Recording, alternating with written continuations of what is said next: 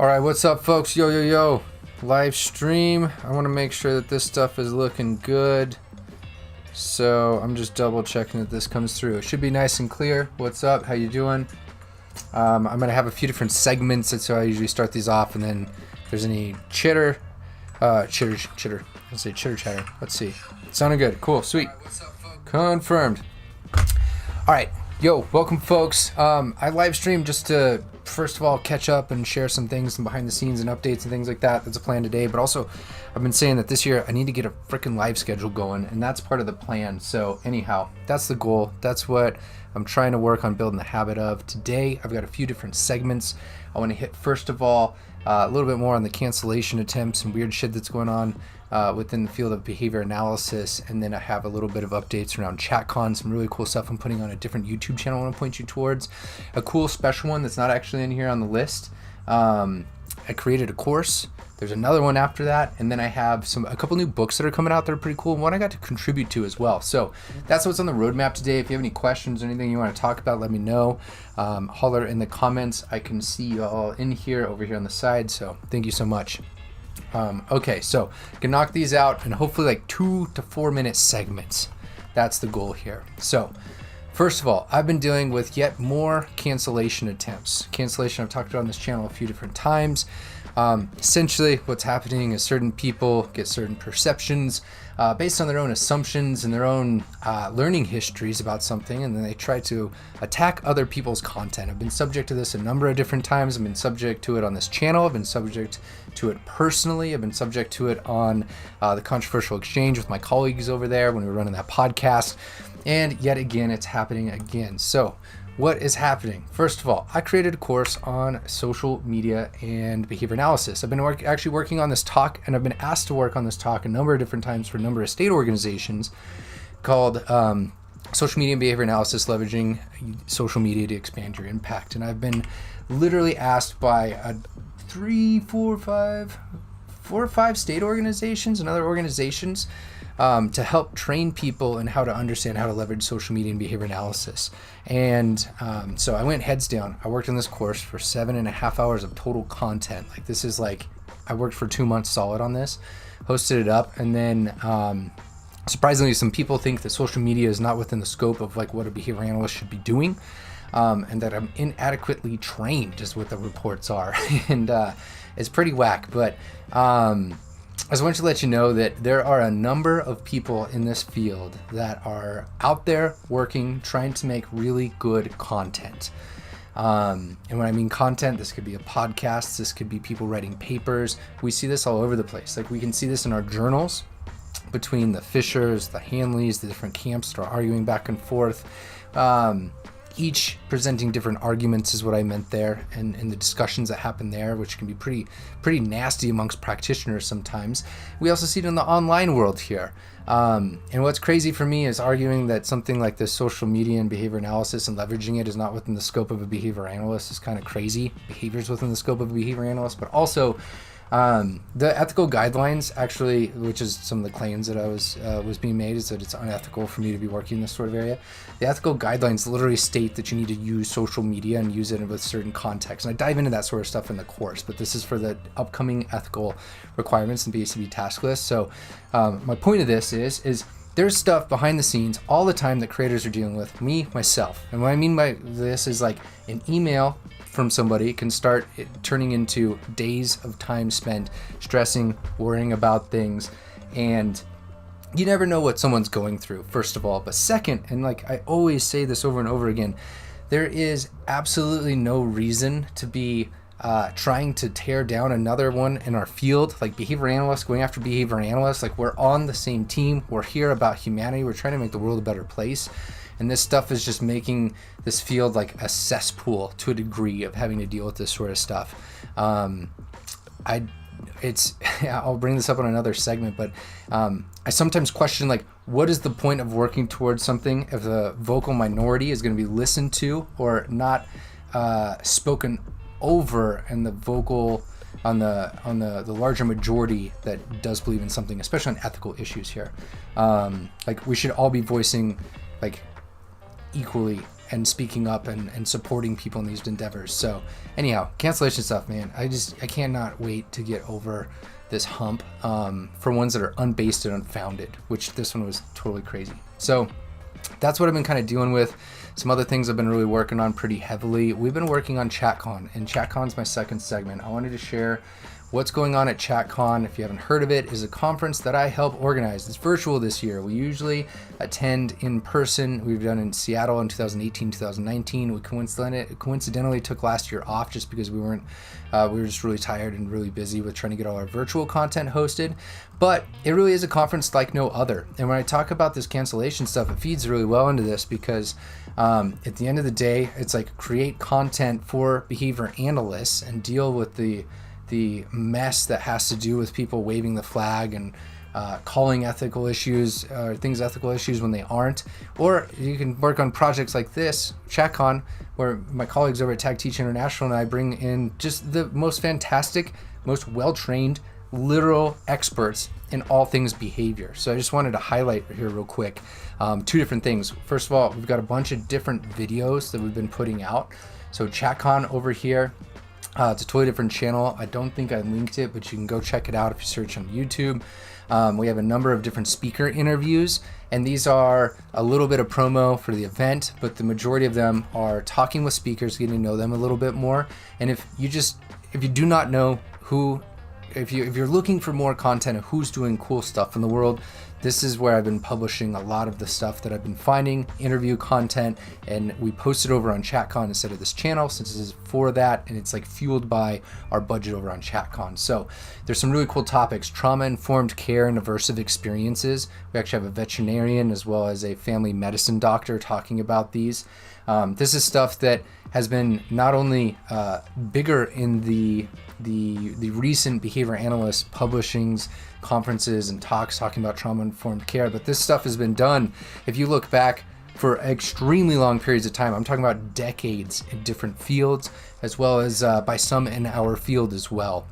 So check it out, look at those sort of things. I don't know, like there's some interesting people here is what I was trying to get at.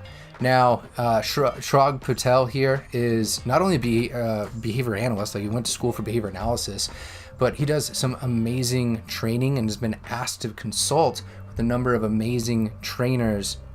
Asked to consult on a number of like really unique cases when it comes to high profile celebrities looking for training in not only their domesticated animals, but like exotic animals as well. And he's been on a number of different TV shows over in the UK as a behavior analyst, being there to disseminate and show proper, humane, positive reinforcement-based practices. So that one premieres, I think, tomorrow, if I remember correctly, morning. And each of these are about 10 to 20 minutes long, so where you can just get an idea of who they are, what they're about. And I'm just asking you to go check it out, not because of the conference. Yes, I do host that, and it's an awesome event. And like for signing up for those sort of things, but like check out who these people are, because they're just amazing humans that have been pushing the boundaries in different ways. One of them that'll be up, I think, on Sunday, I'm still exporting the video, is with Michelle Pouliot, which was a national winner at freestyle dog training. And when you want to talk about stimulus control and being like really good at understanding stimulus control and how to cue certain behavior, there's entire dancing routines and freestyle routines that she has shaped up and trained. And I don't know if I've seen better behavior analysts, and this is someone that did not go to school for behavior analysis. So part of what we bring at this event is we're bringing people in that are fantastic at what they do, and that is oftentimes being really good at things that behavior analysts can interpret and understand and conceptualize, but sometimes from different fields. So if I were to hop back here real quick, one example of that is we've got speakers that are in Tag Teach. We've got people like Autumn Sorrells. This is absurd. I don't know how this happened. I mean, good humans interacting with each other, I think, is the story here of networking. But Autumn Sorrells is the animal care director for Neuralink. Neuralink is literally Elon Musk's company trying to work on brain-machine interfaces. If you want to look it up, this is one of the first times, if not the first time, I think, where they're like presenting publicly at a conference. And how we lined up somebody that's 1 degree of separation away from Elon Musk and hired to provide the most absolute humane, forward-thinking, and ethical care in animal laboratories like this is unbelievable. And these are the sort of folks. So again, with this cancellation sort of stuff, it's like, you know, I post something up in a BCBA group and you deal with some flack, or you have people calling you out on social media for stuff that's totally unbased. And then on the other side, it's like hanging out with people that are within Neuralink. Like we as a field could all be moving towards trying to do better, building bridges to these other fields like we're trying to do here. And it just makes me like not want to hang out with board certified behavior analysts like most of my days. And I know that's like overarching to everybody, but like this is how I feel some days when all that stuff's going on. So there's some pretty exciting people on here. I've been working really hard on getting this out. One of them today that'll be that I recorded, it's on Facebook Live now, but it's start buttons looking at consent and providing consent and dialogue, actual like dialogue between animals and trainers, to look at how we can create situations where the entire time the animal is consenting to what it is that you're working on. So in this video, Peggy's actually breaking down how she taught different behaviors when the animal consented throughout the entire process, checking for consent, such that the horse could get some different dental procedures and things like that done. These sort of things have complete applicability to other areas. If you're not aware, we are a species ourselves, human species. All of this sort of stuff, including all of the behavior analytic early research in the experimental analysis of behavior, was all rats, pigeons, different non-human species, then moving into human species. So this stuff is 100%, which, funny thing, that was one of the cancellation issues I ran over ChatCon at one point on this. There's been so much this year. People are saying that ChatCon is violating the ethical guidelines, or I'm violating the ethical guidelines because we have people presenting on things that are non-human related. Like, do you not understand like where we are in this world? We are a species. We are like equivalent with Mother Nature and all the other mammals that are out there in many ways. It's absolutely absurd. So anyhow, I've been having a lot of fun actually with getting all this edited, and my last plug and explanation of this is just going to be that out of all the folks here, you might recognize people like David Cox, Greg Hanley, Kimberly Barons, other people that are in the field of behavior analysis, but we bring people that are outside of that. We've got folks like Linda, that's a veterinarian, Martin Levy, which is a surgeon, has been featured on NPR for his training. There's some really fantastic people in here. You should definitely check it out. But what we did is we flipped the model to where everything actually is available, pre-recorded, already hosted, and up there for the next, until June 24th, you can sign up and watch everything. And then we reserve the 2 conference days, June 25th and 26th, purely for Q&A and interaction.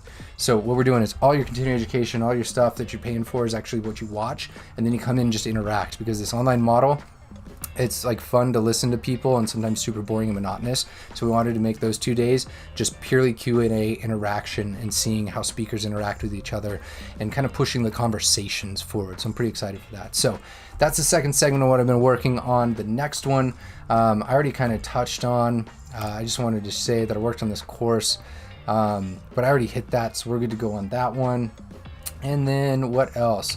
We've been working on a couple other things. So On Location is my side gig with Sarah Trotman. We've been working on a season 3, which is just virtual content. So if anyone's looking for online continuing education content, we've done 3-hour recordings, all virtually, in kind of a discussion format with different people looking at mental health, designing your life around behavior analysis, looking at behavioral economics. And then we've also have this one, not yet recorded, but launched, The American Education System is Broken.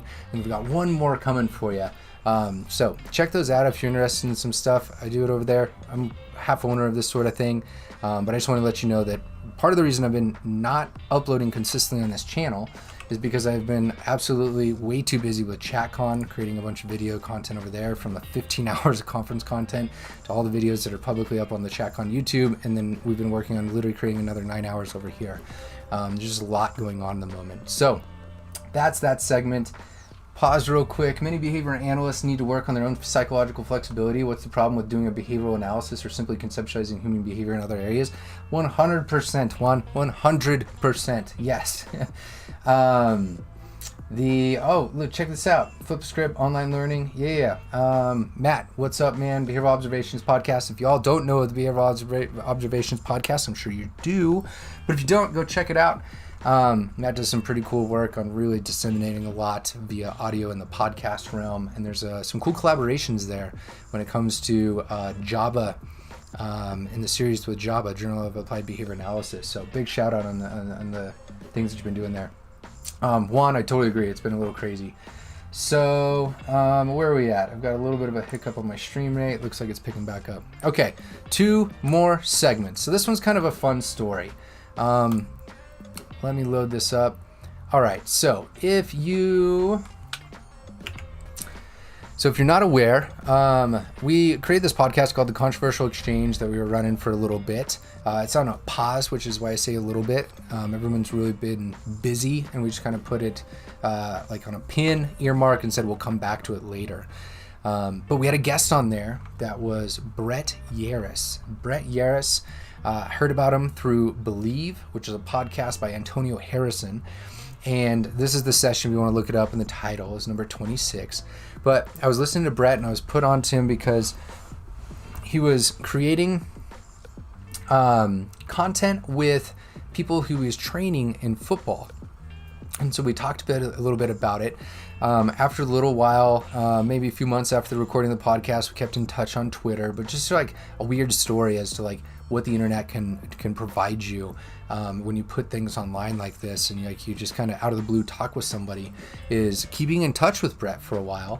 A few months later, he reached out and he said, hey, you know that company that we talked about, Pro Football Network? This is their main website.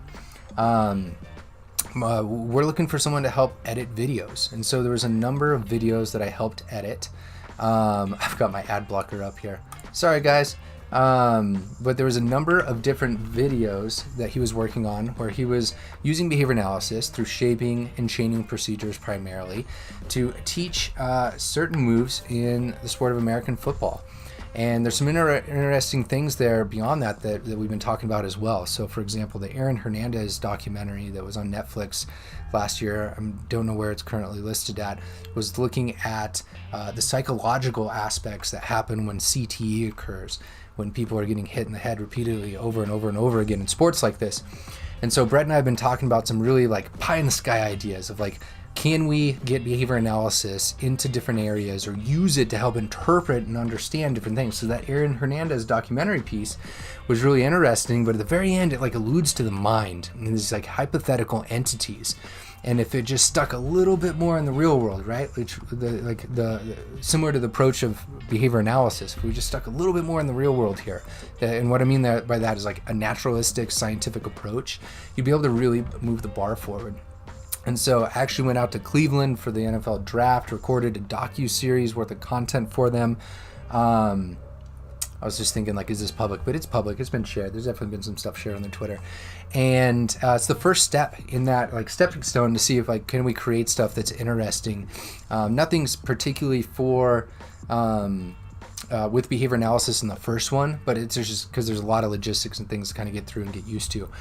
So big shout out to Brett just for bringing me out. I've been doing some editing there. There's some actual videos that are being pushed to people online through YouTube about how to learn certain movements when it comes to American football on your offensive line or defensive line that actually include behavior analysis. People don't know this, but they're seeing it and they're picking it up, and it's pretty cool. There's like thousands of views on each of them. They're evergreen content, meaning they're being picked up and people are coming back and looking at them over and over and over again.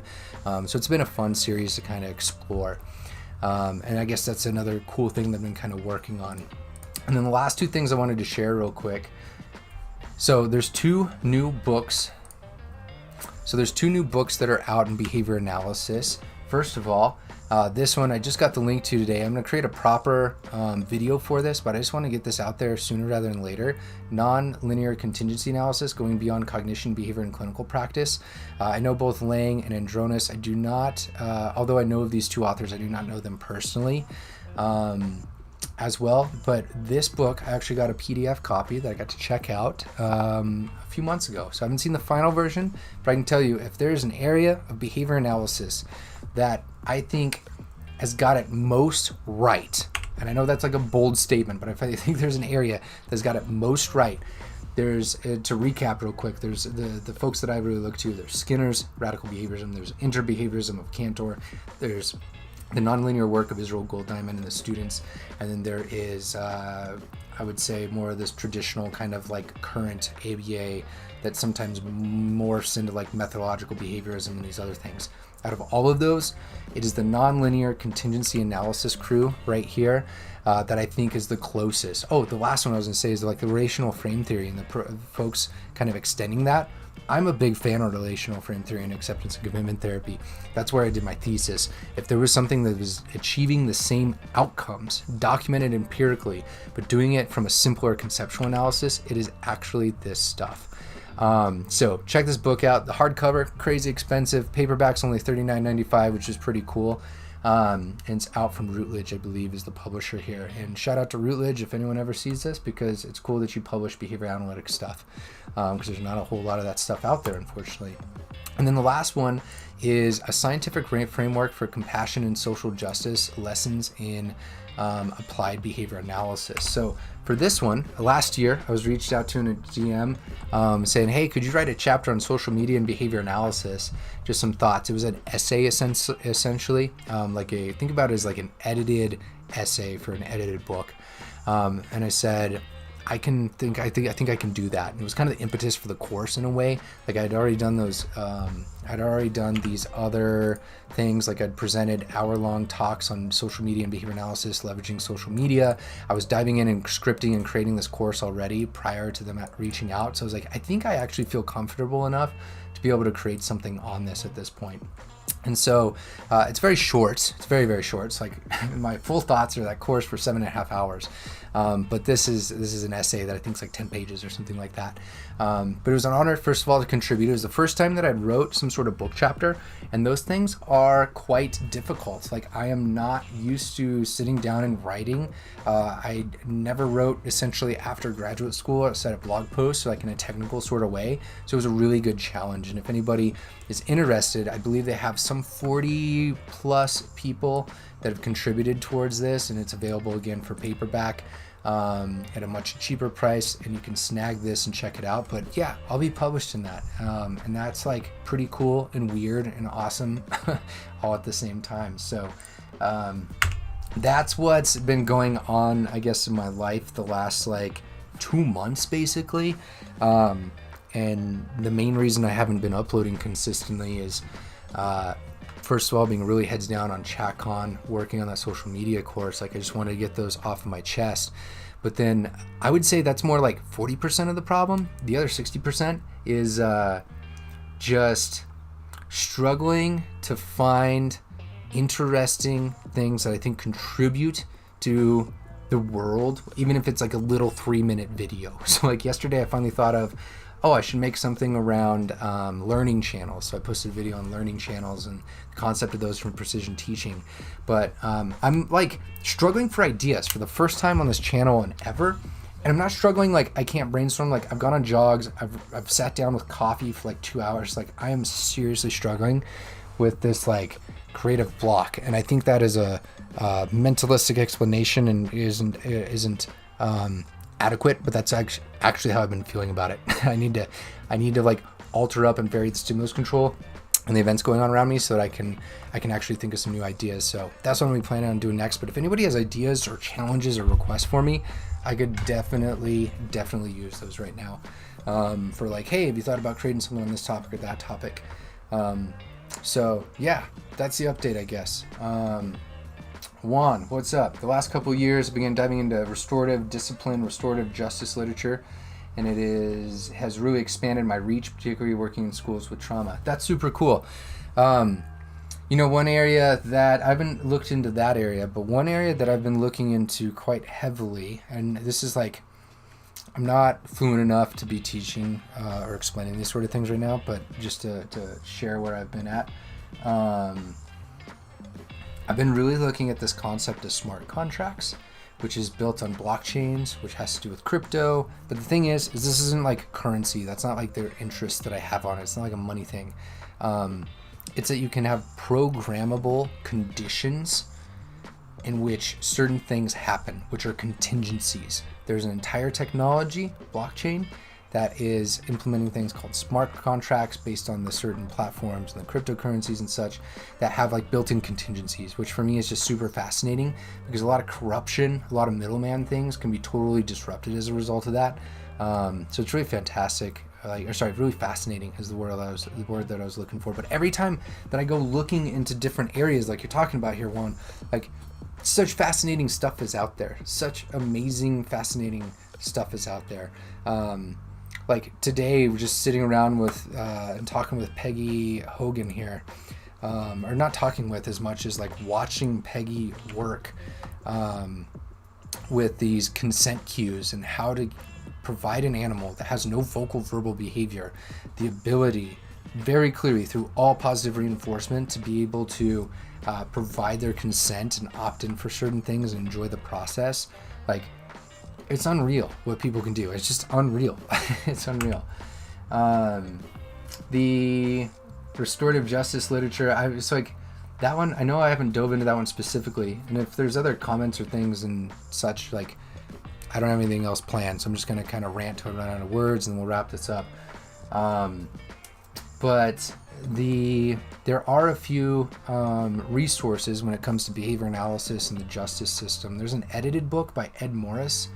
I think there's other editors involved. I can never remember the whole thing, but Ed Morris, sometime in like late 80s, I believe, and it might have been updated, but there was some basically an edited book about all the work that's been done, including some from behavior analysis, but bringing in other things. If you ever need a colleague that you want to talk to, Ed Morris, he's at the University of Kansas, KU, wherever that is, Kansas University.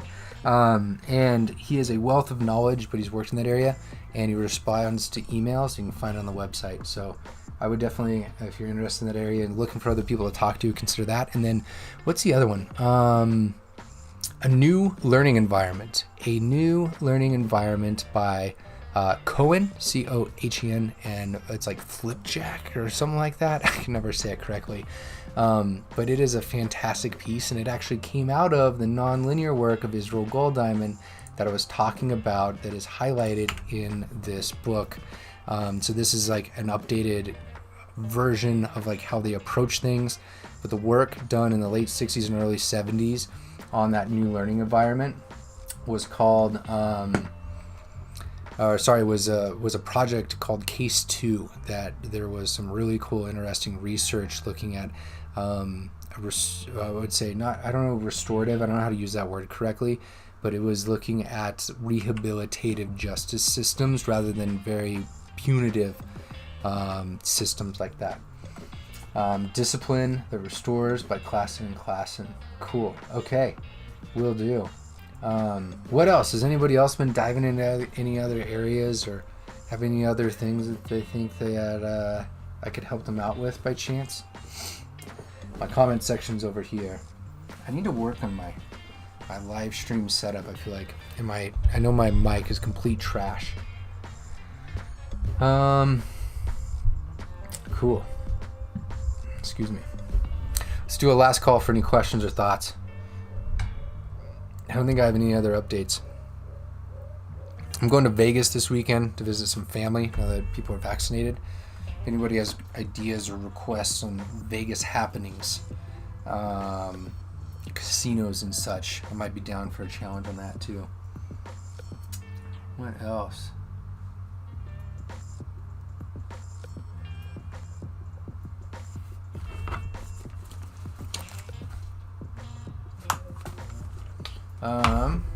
I think that's it. I guess we'll wrap up here. Yo, it's been real. It's been fun. It's been real fun as well. And thanks for bearing with me on listening to some updates, as well as for those that tuned in live. There's just been a lot going on, and I'm looking forward to some brainstorming sessions, which is what I'm going to do right now. I've got the next 2 hours to brainstorm, 2.5 hours, so I'm going to get heads down on that, all right? Thanks, y'all. Hit me up on info@thedailyba if you have any questions or DMs, and I will see you in the next one, all right? That's your live streamed Daily BA.